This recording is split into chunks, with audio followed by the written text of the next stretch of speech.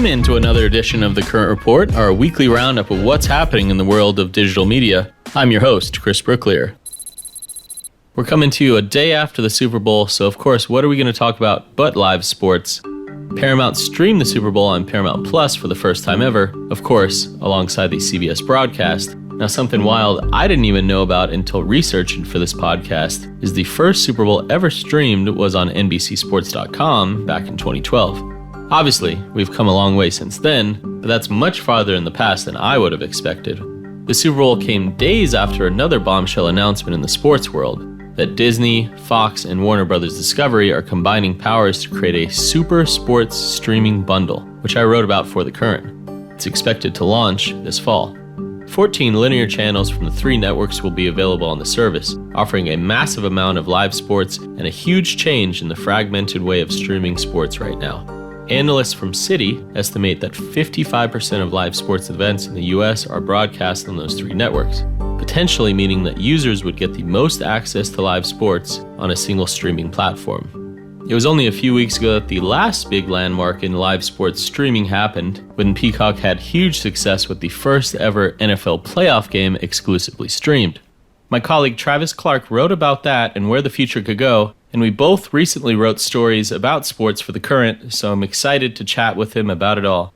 Travis, hey, how you doing? Hey Chris, thanks for having me. Of course. First time this year. Yes, a triumphant return. Right off the top, how do you think that we'll see live sports evolve in the streaming space, as we get into the future? Yeah, I think we already kind of saw a snippet of it last week with Fox, Warner Bros. Discovery, and Disney's ESPN. They announced a joint sports streaming service that will launch later this year in the fall. That could be what really drives the nail in the coffin for cable. I also think Netflix could become more invested in live sports depending on how its deal with WWE goes. So, those are kind of the two biggest factors right now that we'll have to watch in terms of the future of streaming. Yeah, I'm curious what you think about this streaming venture between these three big companies. What do you make of that? Yeah, I think the scale is really the differentiator for this streaming service, because they're combining forces as opposed to just saying, hey, we have this sport on our app, right? Now, you were talking about how this could lead to the dissolution of cable, but Bob Iger and Lachlan Murdoch, the Fox CEO, said that they don't see that. So I guess we'll kind of have to see where it goes. When we look back, it was only really in the 1980s that cable started rising up, and then ESPN got an NFL game, and then people were, I think, at the same time furious, as you mentioned at the top of your Peacock article, about, oh man, fewer people are going to be able to watch these games.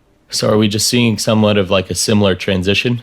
Yeah, I feel like a lot of people have already been comparing streaming to cable for some time, especially with the rise of bundling and advertising. So sports just seems like the logical next step in that shift.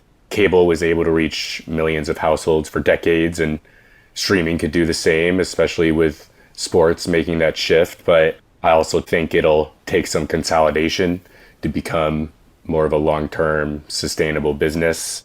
Subscriptions are expensive, and maybe, people don't want all those subscriptions in their household, especially as, more companies like Disney and Netflix clamp down on account sharing. And we're already starting to see some consolidation with Disney starting to integrate Hulu into Disney Plus, Showtime into Paramount Plus. So, I think all these things are a sign of more of what will come. So we had the Peacock game that was in a couple weeks ago. Summer Olympics is coming up on Peacock. Do you think all of these offerings are basically Peacock just trying to keep people on the app until months and months at a time? Peacock in particular seems like it's benefiting from live sports. This analytics company Antenna released some data recently that said that the NFL playoff game that was exclusive to Peacock generated almost 3 million signups for the service. And they said that was the biggest subscription event that it's measured. So yeah, I'd say, back to your initial point, the Olympics could be huge for Peacock, but then it's about, what the next big event is. After the summer, football is right around the corner. Again, people I've talked to predict that, the big numbers for this NFL playoff game could mean that we'll see even more exclusive streaming NFL games, maybe Peacock, maybe somewhere else. But that was obviously a win for both sides, I think. It seems like sports are being positioned by these big streamers as, the big differentiator going forward. But also we know that they're expensive, right? They get in the billions. Wall Street Journal estimated or reported that the NBA rights could be close to $8 billion a year, which would be, around triple what it is now. So how can you view sports as a driver to your streaming service versus the cost of acquiring them? It's obviously a long-term investment for these more traditional media companies.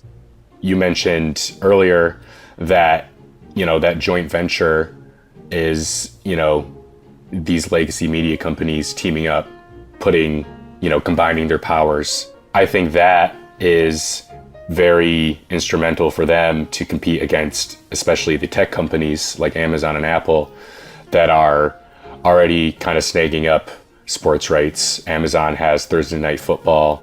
Apple has made, deals with Major League Soccer and Major League Baseball.